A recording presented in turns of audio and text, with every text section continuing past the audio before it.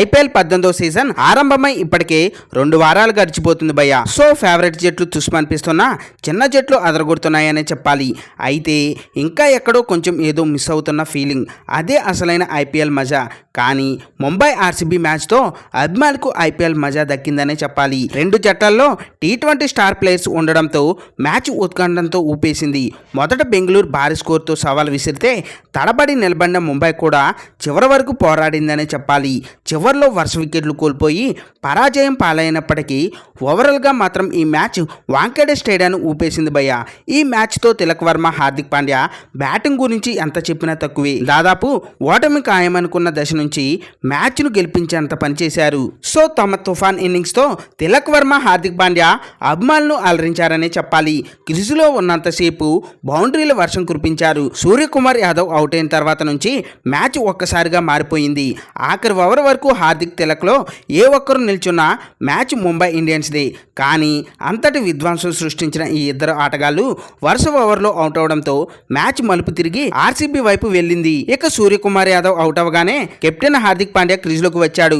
13వ over మొత్తం తిలక్ వర్మనే స్ట్రైకింగ్లో ఉండి సుయాస్ వేసిన ఆ ఓవర్లో 17 పరుగులు రాబట్టాడు. ఆ తర్వాత హెజిల్వుడ్ వేసిన 14వ ఓవర్లో హార్దిక్ తను ఎదుర్కొన్న మొదటి బంతినే సిక్సర్గా మలిచాడు. ఆ ఓవర్ వరుసగా ఒక సిక్సర్, 3 ఫోర్లతో కలిపి 20 పరుగులు బాదాడు. ఇక 15వ ఓవర్లో కృణాల్ పాండ్యా బౌలింగ్లో వరుసగా 2 సిక్సర్లు బాది 8 బంతుల్లో 33 పరుగులు చేశాడు.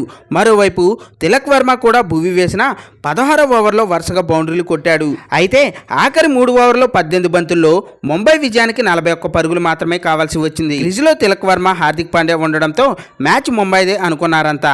కానీ 18వ ఓవర్ వేసిన భువనేశ్వర్ కుమార్ మ్యాచ్ను మలుపు తిప్పేశాడనే చెప్పాలి. ఆ ఓవర్లో యార్కర్లతో ముంబై బ్యాటర్లను ముప్పు తిప్పలు పెట్టి భువి చాకచక్యంగా తిలక్ వర్మను అవుట్ చేశాడు. ఆ తర్వాత ఓవర్లో హెజిల్వుడ్ వేసిన మొదటి బంతినే సిక్సర్గా కొట్టే ప్రయత్నం చేసిన హార్దిక్ పాండ్యా బౌండరీ దగ్గర క్యాచ్ ఇచ్చి వెనుదిరిగాడనే చెప్పాలి. హార్దిక్ పాండ్యా, తిలక్ వర్మ కలిసి 34 బంతుల్లో ఏకంగా 89 పరుగులు రాబట్టారు. తిలక్ వర్మ 29 బంతుల్లో 4 ఫోర్లు, 4 సిక్సర్లతో 56, హార్దిక్ పాండ్యా కేవలం 15 బంతుల్లో 3 ఫోర్లు, 4 సిక్సర్లతో 42 పరుగులు చేశారు. పటిదర్ అద్భుతమైన కెప్టెన్సీతో బౌలింగ్ చేయించాడు.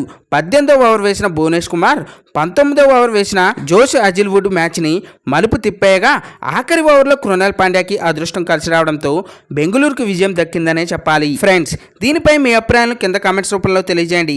ఇలాంటి మోర్ క్రికెట్ ఇన్ఫర్మేషన్ వీడియోస్ కోసం మన ఛానల్ని సబ్స్క్రైబ్ చేసుకోండి.